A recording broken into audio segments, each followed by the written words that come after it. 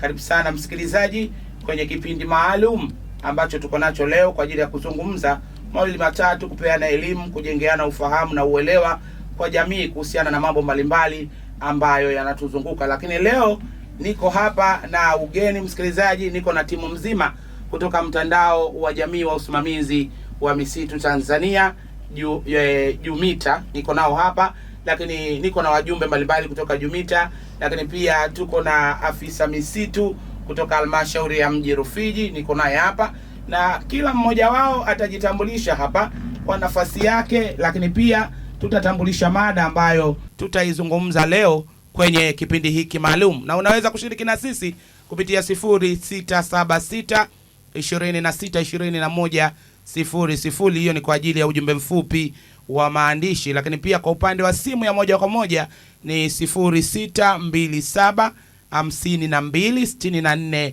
40. Hiyo ndio namba ambayo utashiriki na sisi moja kwa moja hapa kupitia nambari hiyo ya simu. Na kumbuka tu wako hapa kwa ajili ya kuelezea, maana tukisema kutambulisha unaanza, bali mradi huu uko hapa kwa zaidi ya miaka miwili sasa, unakaribia miaka miwili. Kwa watakuja kuzungumza hapa kuhusiana na mradi ambao unahusiana na kupaza sauti za wanawake na vijana katika kukabiliana na mabadiliko ya tabia ya nchi. Kwa utakuja kuelewa hapa haki ya tabia ya nchi ni hipi, lakini umuhimu wa kampeni hii au kampeni hizi za utetezi katika ngazi ya taifa, lakini tunaanzia ngazi ya kata, wilaya mpaka taifa. Utakuja kufahamu hapa msikilizaji. Karibu sana, mimi naitwa mgeni Ismail, lakini pia nitumie fursa hii kuwakaribisha wageni wetu wadau kutoka mtandao wa jamii wa usimamizi wa misitu Tanzania JUMITA. Karibuni sana. Asante sana wasikilizaji. Mimi kwa majina naitwa Daniel Sapa, ni afisa mradi kutoka JUMITA na naratibu shughuli zote za mradi huu.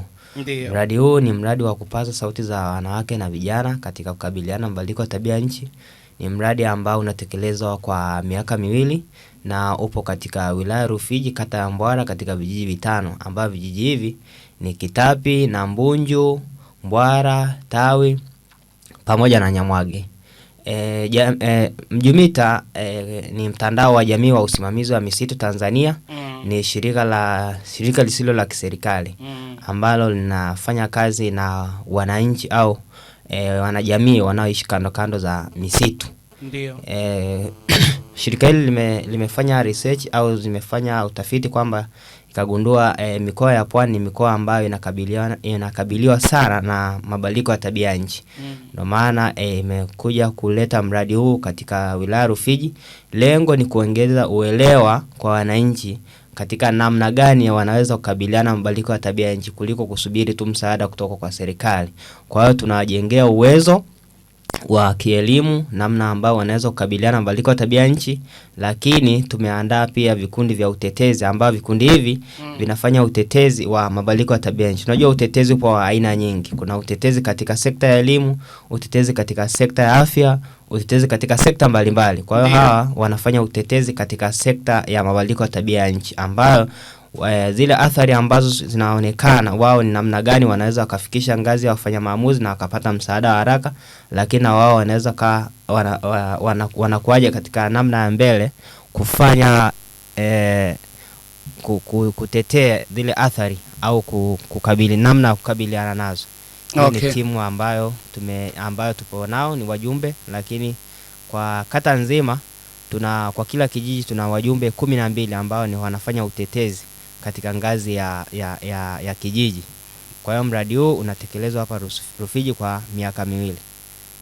Naomba niwakaribishe na wajumbe ambao tuko nao hapa, kuna wanaotoka katika vijiji vya kata ya Mbwara. Asante. Asante. Tukianza na mjumbe hapa. Kwa majina naitwa Evaristo Adriano Hamisi. Mimi ni mkazi wa kijiji cha Kitapi. Mimi ni miongoni mwa wajumbe katika kamati inayohusiana na masuala ya kukabiliana na mabadiliko ya tabia nchi. Okay. Kwa hiyo sisi ndio tunaotoa elimu katika maeneo yetu na kupaza sauti za wanawake na vijana. Kwa sababu wao ndio waathirika wakubwa. Kwa hiyo tuko hapa, ndugu msikilizaji, utapewa nafasi ya kuuliza maswali, utatuuliza maswali, tutashirikishana katika mambo yote. Asanteni. Asante. Tukija kwako hapo afisa misitu. Nashukuru ndugu wasikilizaji, kwa majina naitwa Alpha Jackson, ni afisa misitu halmashauri ya mji Rufiji. Tuko na shirika ambalo tunashirikiana nao katika kufanya shughuli za utetezi wa mabadiliko ya tabia nchi, Mjumita, kama walivyojitambulisha mwanzo.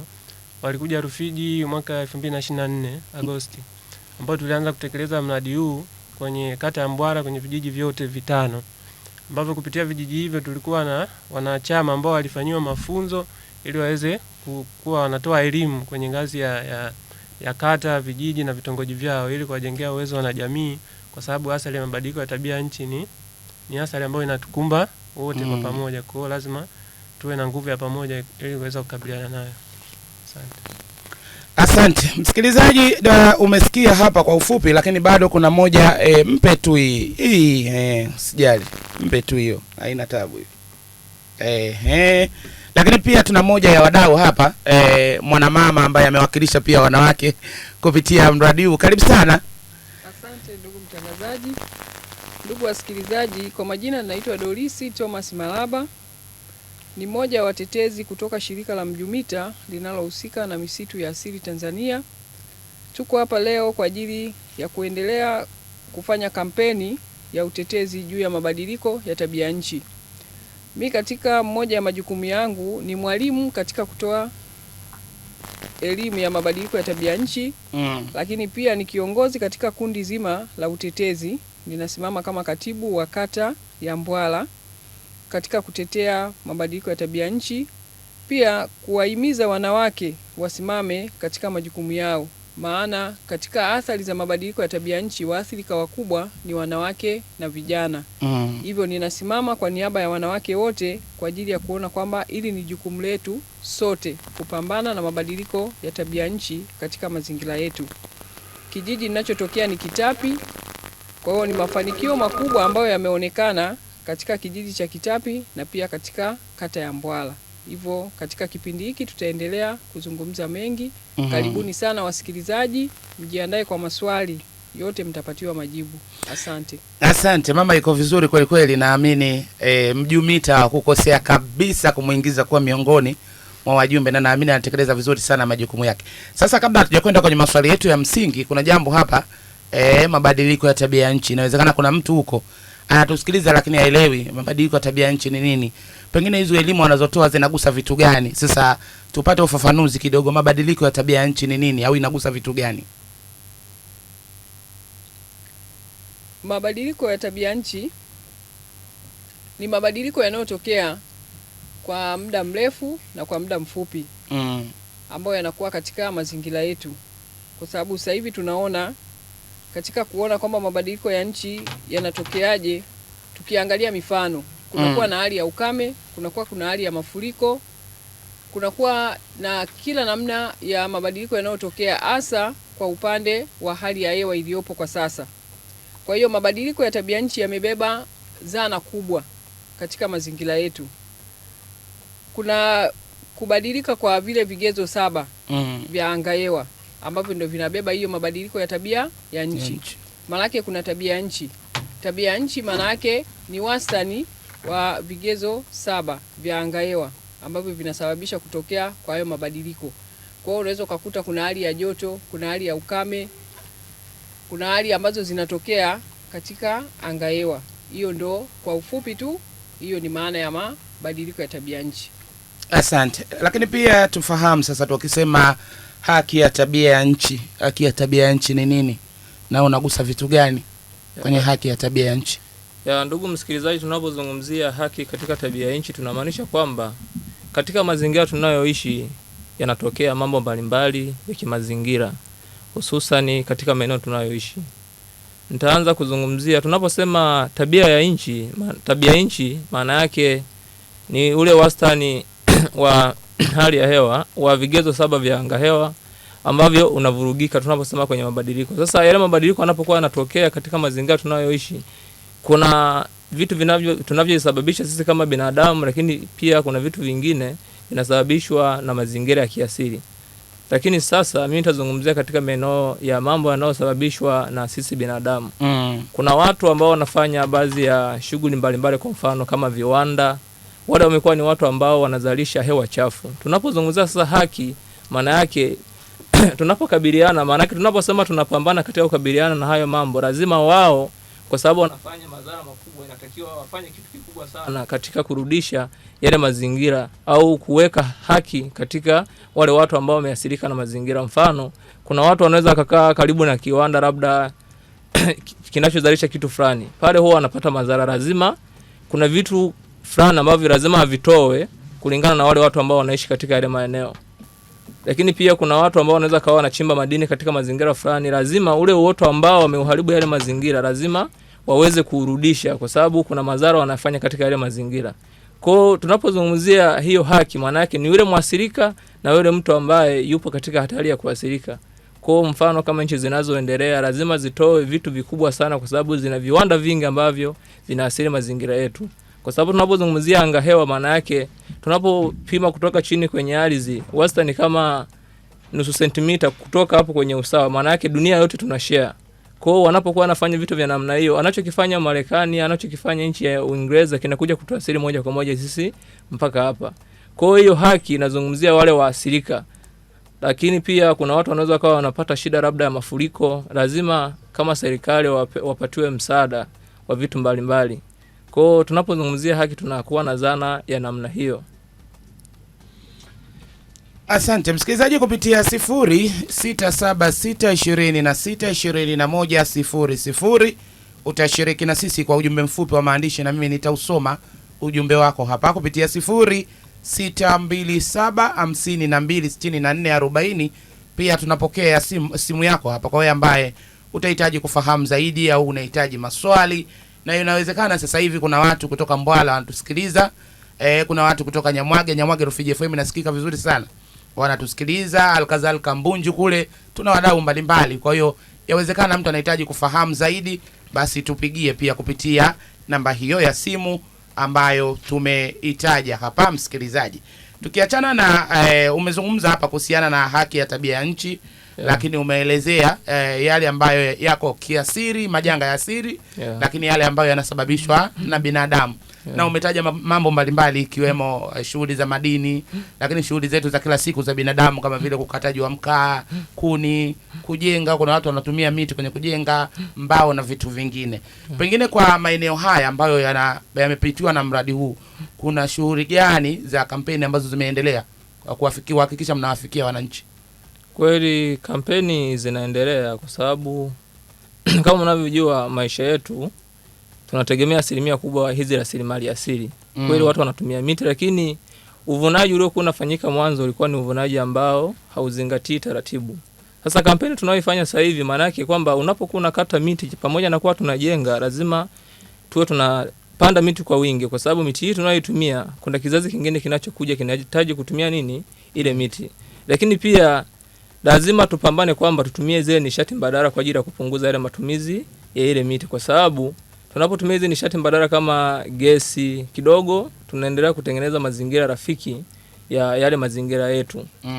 Ya kwao ni kitu ambacho tunakifanya. Lakini pia kampeni nyingine tumeendelea kuhamasisha watu, kwa mfano wanapoona changamoto katika msimu labda ni mvua nyingi, kwao mkulima anakuwa anajua jamani, mwaka huu natakiwa ni dili na mazao ya aina fulani. Kwa mfano mwaka huu labda inatakiwa nipande mpunga, kwa sababu mpunga unahimili maji mengi. Kama ni mwaka wa jua, tunahamasisha watu wanakuwa wanajua kwamba mwaka huu lazima nipande mazao ambayo yanastahimili nini ukame, kama mhogo, mtama, mbaazi. Kwa hiyo tunakuwa tukihamasisha katika masuala ya elimu, lakini pia katika masuala mbalimbali yanapotokea majanga. Kwa mfano barabara, kama mnavyojua maeneo yetu wakati mwingine yanakuwa ni korofi.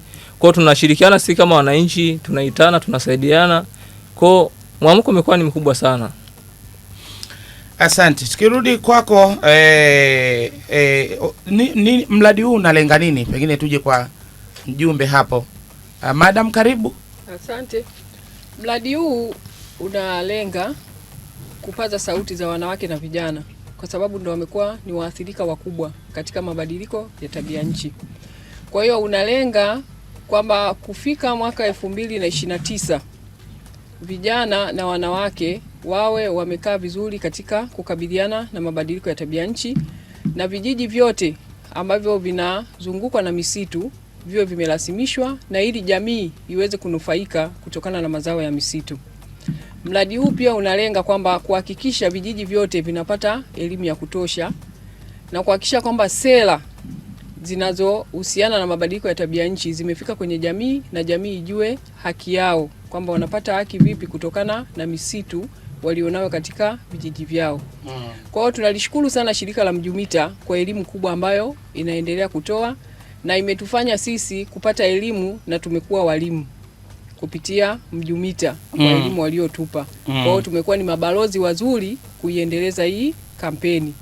Tumeendelea kufanya malengo yatimie kwa kuhamasisha pia jamii kupanda miti na kuweka uvunaji endelevu.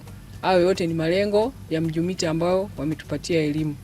Kwa hiyo tunawaomba wananchi waendelee kupambana na upandaji miti ili kutimiza malengo ya kwamba mabadiliko ya tabia nchi yasiendelee kuathiri mazingira yetu. Kwa hiyo ninashukuru pia hata wanawake kwa sasa wanajitokeza sana. Maana tunaona malengo yanaendelea kutimia, wanawake sasa wanahudhuria hata kwenye mikutano, wanaweza kujibu, wanaweza kuuliza. Vijana nao wanapambana kuacha kukaa vijiweni, sasa hivi wanaendelea kupanda miti kwa wingi. Kwa hiyo tunashukuru sana kwa elimu hii, maana malengo yanatimia.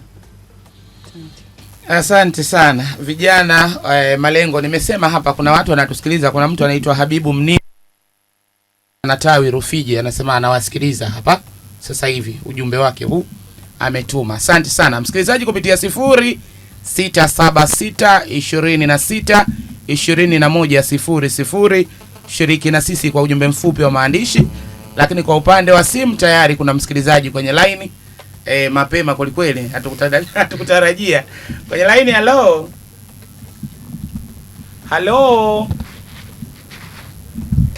Haya, mambo ya mtandao.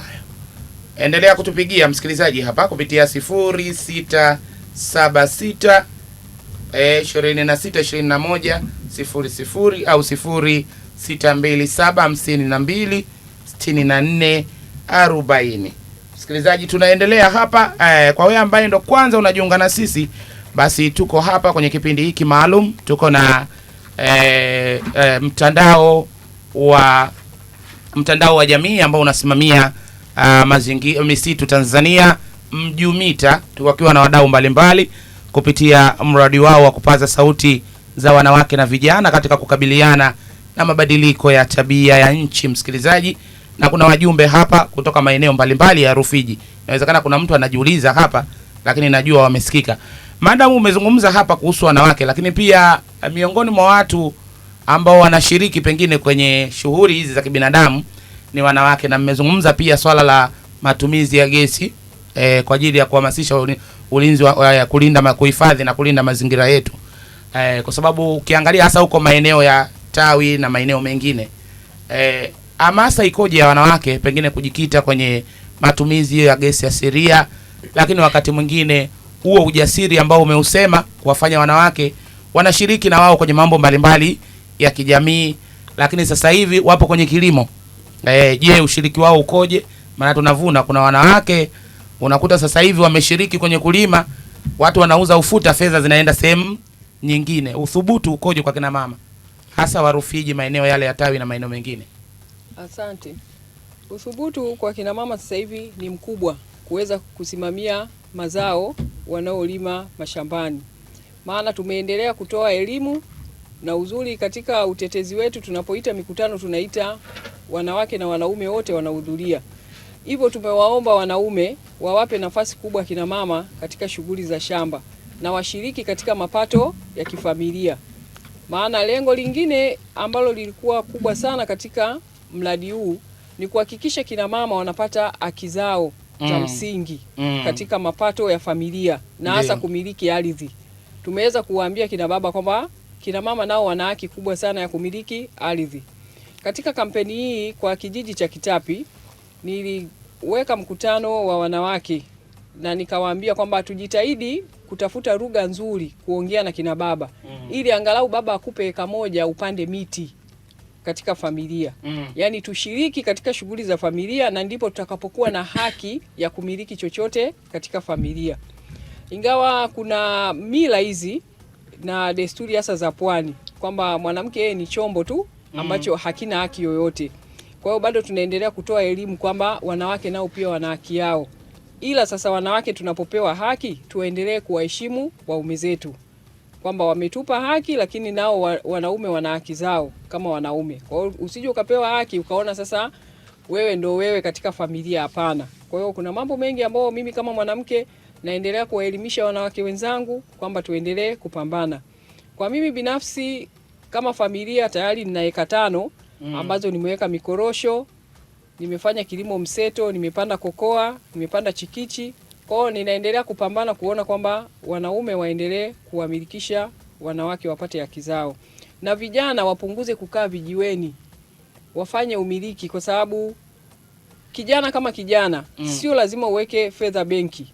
Unaweza ukatengeneza benki yako ya miti ya mbao ambao ukaipanda sasa hivi, hata utakapokuja kuianzisha familia yako, kama hujaanzisha au umeanzisha, unaweza kuja kusomesha watoto wako kupitia miti, maana utakuwa umefanya faida mbili. Wewe mwenyewe utavuna, lakini pia umehifadhi mazingira ya kukabiliana na mabadiliko tabia nchi. Asante. Asante na hongera sana. Najua kuna wanawake wanahamasika huko, unafikia hatua ya kumiliki mwenyewe ardhi yako halali kabisa. Najua kuna watu wanahamasika. Lakini pia je, ni kampeni gani za utetezi hizi zinazotekelezwa katika ngazi ya wilaya? Hapa ngazi ya wilaya ya Rufiji. Tukija kwa afisa misitu. Nashukuru ndugu mtangazaji, lakini na wajumbe ambao mnatufuatilia kupitia redio yetu ya Rufiji FM. Kwenye wilaya yetu ya Rufiji tuna kampeni mbalimbali za utetezi ambazo zinafanyika katika utunzaji wa mazingira, lakini pia katika uhamasishaji wa matumizi ya nishati safi ya kupikia pamoja na kukabiliana na mabadiliko ya tabia nchi. Kwenye matumizi ya nishati safi ya kupikia, nikianza na hilo, serikali imeweka ruzuku ambao tulipata mitungi ya gesi ambayo ilikuwa inauzwa kwa bei ya ruzuku ya shilingi 17,500.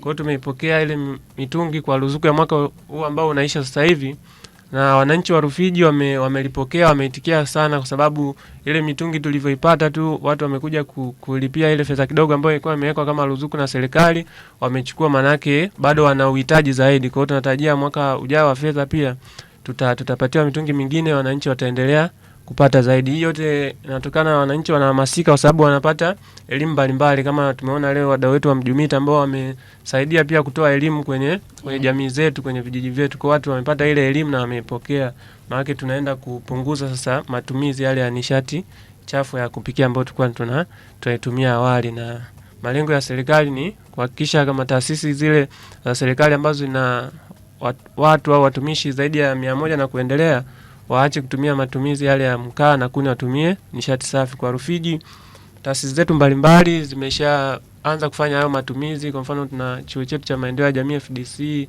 tuna gereza la Utete kule ambao wanatumia nishati safi, lakini tuna shule yetu ya Bibititi inatumia nishati safi. Kwa hiyo tunatarajia na taasisi zingine pia zitanipokea, ili tutaendelea kuhama kidogo kidogo.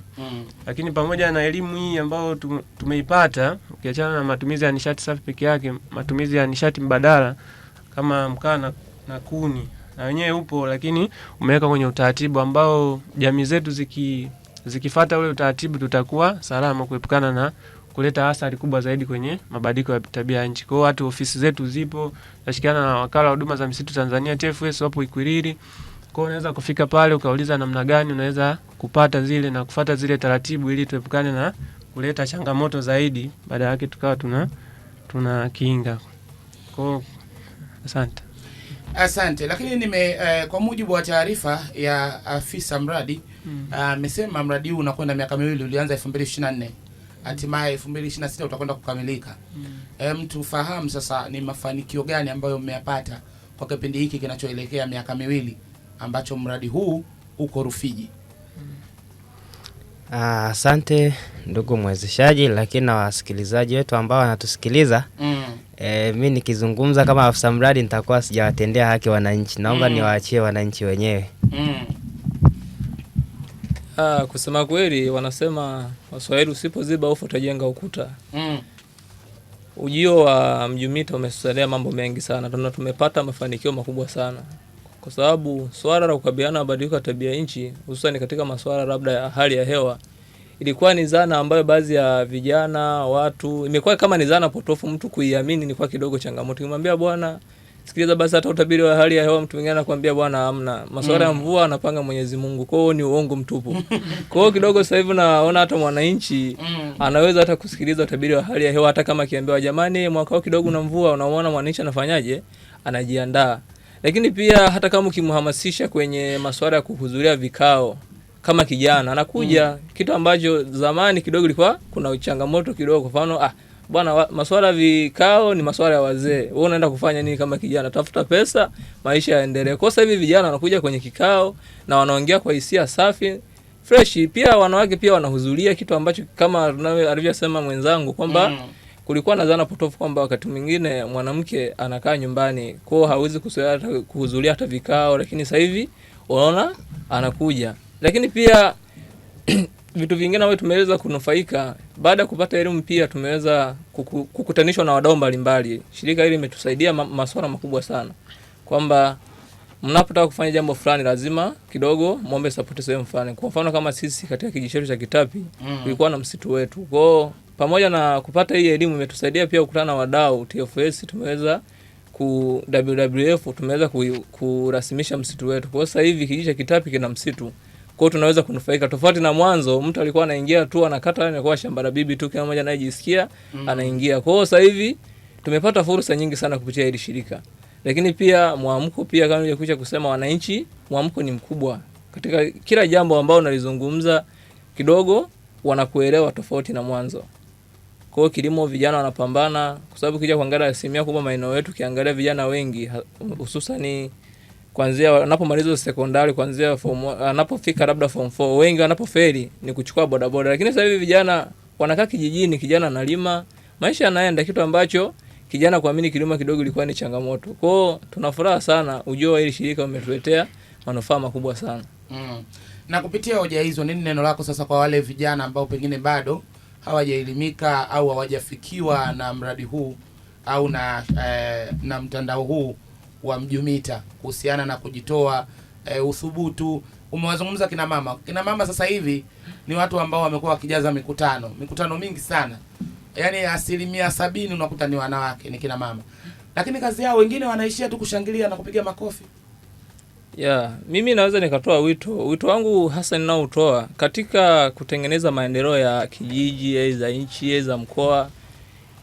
Sauti yako ni kubwa sana, ina thamani sana, na mawazo yako ni muhimu sana. Kwa hiyo katika kuendelea tunategemea mawazo sana ya mtu ambapo anakuwa anatoa. Kwa hiyo usiogope katika kwenye unapokuwa unashiriki vikao, toa hisia zako, elezea shida. Lakini pia naporudi kwenye zana ya mabadiliko ya tabia nchi, sio swala ambalo unaweza kulifanya peke yako. Tukubaliane, lazima tushirikiane kwa pamoja. Ndio maana nimetoa mfano kinachofanyika Marekani, uharibifu unaofanyika Marekani kwenye masuala labda ya mfano labda wa gesi, kutoa gesi chafu, maana yake inakuja kutuasiri mpaka sasa hivi. Lakini pia jamii pia wanaona, zamani tulikuwa tumeshazoea mvua zinatokea katika nyakati fulani, sasa hivi zinakuwa zinabadilika.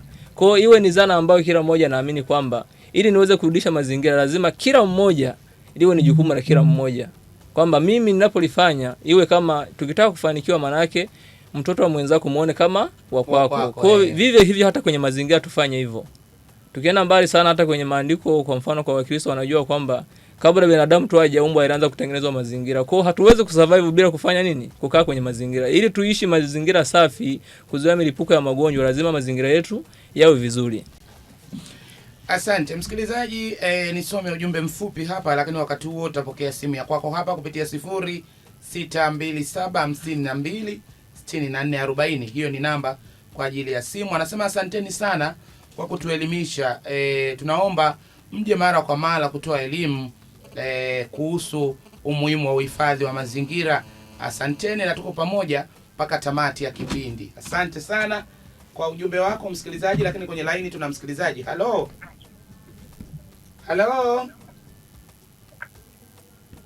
Haya bwana. Pole sana. Asema dada mgeni anaitwa Toa Mchingwi. Anasema nitambue kama dege lisiloliwa. Asema mimi ninawafuatilia sana hapo. endelea kupata elimu nzuri. Kikubwa tuendelee kuhifadhi mazingira yanayotuzunguka. Amekuja na ujumbe chini anasema nitunze nikutunze. Haya. Anasema haitakuwa poa kama sitawapongeza hao wadau hapo mjengoni. Tuko pamoja, lakini pongezi kwa elimu hiyo, ila tunaomba hiyo fursa ifike na kwa wengine. Meseji ya mwisho anasema nisome kama Simba Bamia, tuko pamoja, naendelea kusikiliza wataalamu. Lakini anasema swali langu kwa afisa misitu, tunatakiwa tutumie taratibu gani pindi tunapotaka kufanya uvunaji? Asante. Kuna utaratibu wa uvunaji upo ambao watu wanaotaka kuvuna mazao ya misitu kama vile mkaa, kuni na mazao mengine ambayo tunapata kama mbao na vitu vingine. Utaratibu upo ambao kwa mwaka huu unakuja ofisi za TFS, kishafika pale utajitambulisha na utasema unatamani kuvuna kitu gani, mazao fulani, kama ni kuni au mkaa. Kwa taratibu ambao utafuata, utapewa fomu pale za kwenda kule kijijini kuomba. Kile kijiji kikishakupitisha, tutakuingiza sasa kwenye mfumo ambao utakuwa unakuruhusu wewe kwenda kuvuna yale mazao kwa kiasi ambacho utakuwa umelipia. Kwa mwaka huu wa 25-26 ndo mwezi wa 6 mwisho tarehe 30 ambao tutafunga yale maombi. Kwa watakuwa wameshawasilisha maombi yao, wataingia kwenye uvunaji kwa mwaka unaofuata wa 26-27. Ambapo kama mtu anataka kuvuna kama nilivyoeleza awali, ufike pale ofisini ujitambulishe na utueleze unataka kuvuna mazao yapi, ambao tutakupa utaratibu na muongozo wa kwenda kule kijijini na zile fomu za utambulisho, ili uwe mvunaji halali, kuepuka na wale wanaovuna bila kufuata sheria. Asante sana. Kwa kumalizia, tukiwa na dakika chache hapa, afisa mradi huu unakwenda kuhitimishwa huko ukingoni sasa hivi.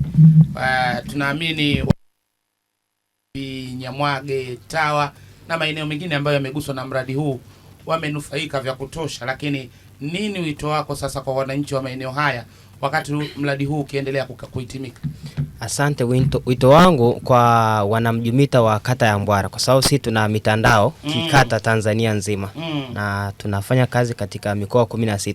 Kwa hiyo kwa wananchi wote wanaishi kando kando za misitu, mjumita ina mitandao. Kwa hiyo huu ni mtandao mkubwa tu, lakini kuna mitandao midogo midogo. Kwa mfano, kata ya Mbwara tuna mtandao unaitwa Mjumi Nyamta. Kata ya Kipugire tuna mtandao unaitwa Mjumi Mwaki. Kwa ile Mjumi Nyamta unakuta ni mtandao wa jamii wa usimamizi wa misitu kata ya Mbwara, mtandao wa jamii wa usimamizi misitu kata ya Kipugira Nyaminywili huko. Kwa hiyo wanajamii wote wanaoishi kando kando za misitu wapo katika kila mtandao. Kwa hiyo mimi wito wangu nitoe kwamba waendelee na shughuli za uhifadhi wa misitu wakiwa katika mitandao yao, kwa sababu Mjumita inatoa fursa kila mwaka wawakilishi kutoka kwa kila mitandao wanaenda katika mkutano mkuu wa mwaka wa Mjumita. Kwa hiyo wao waendelee kutunza, kuratibu shughuli za mtandao, waendelee na miradi ambayo Mjumita ilikuwa nazo, ili sisi tuendelee kuona nao kwa ukaribu na kuleta miradi mingine katika kata zao. Asante. Asante sana afisa mradi, lakini pia shukrani kwa wawezeshaji wetu hapa, afisa misitu madam pale kutoka Kitapi na hapa kaka. Shukrani, na mimi niwashukuru sana kwa kuweza kutoa elimu hii, lakini shukrani kwa msikilizaji, naamini umeelimika vizuri, umeelewa hapa haki ya tabia ya nchi ni nini, lakini kwa namna gani vijana, wanawake wanaweza wakapaza sauti yao kupitia mradi huu, na kwa yale maeneo ambayo yametajwa tumesikia hapa mafanikio ni makubwa sana ambayo yamepatikana. Mimi pia niwasihi ikiwezekana basi muendelee kuyatunza hayo mafanikio, sio kwa vile mradi umeisha tena huku nyuma mradi umefanyaje, umeisha na kila kitu kimeisha. Tunatamani kuona mambo yakiendelea. Ndugu mtangazaji, na pia nimepata elimu. Nitamani kuuliza swali moja kwa hawa Mjumita kwamba wanamwezesha vipi sasa yule watu kuna swala kukata mikaa ovyo, na sisi tunakabiliana na mabadiliko ya tabia ya nchi. Ni elimu gani ambao wameitoa, labda hilo kwa uchache tu, kwa dakika moja labda angetuelezea, ambao kuwasaidia hawa wakata miti ovyo? Asante. Kupitia Mjumita katika mradi wa 2018 hadi 2024 kuna mradi ambao ulikuwa unatoa elimu kuhusu mkaa endelevu. Kwa ile kampeni ilifanywa kitaifa na serikali ilipokea. Mjumita ilitetea kwamba 98% ya wananchi wote wa Tanzania wanaoishi kando za misitu wanategemea kuni pamoja na mkaa. Kwa hiyo wanafanya namna gani ili hizi misitu ziendelee kuwepo? Mjumita iliandaa mradi wa mkaa endelevu, kutoa elimu namna ya kuvuna mkaa kwa njia endelevu. Kwa hiyo unakuta katika msitu labda wa hekta 100 inatenga vitalu mbalimbali ndani ya hiyo msitu. Katika hizo vitalu sasa wananchi wanaanza kuvuna kwa kitalu. Kwa mwaka huu labda akavuna kitalu hichi, alafu akimaliza naotesha na hamia kitalu kingine. Kwa hiyo ni namna ambavyo Mjumita imeweza kufanikiwa hivyo. Lakini kupitia mradi huu, kwa sababu mradi nilikuwa ni kuongeza uelewa. Kwa hiyo tumeandaa mipango kazi ya kudumu kwamba hao walimu ambao tumewaandaa wanaendelea kutoa elimu kwenye mikutano mikuu ya kijiji ili kuwafikia watu wengi zaidi, kila mtu hii elimu imfikie. Kwa hiyo unakuta katika mipango yao, ile mipango ni ya kudumu. Kwa hiyo viongozi wetu wa serikali ya kijiji tunawashukuru sana, wametupa nafasi hiyo na wanaendelea kupewa nafasi walimu hao waendelee kutoa elimu hata baada ya mradi kukamilika. Hata baada ya mradi kukamilika. Okay, asante sana. Asante sana.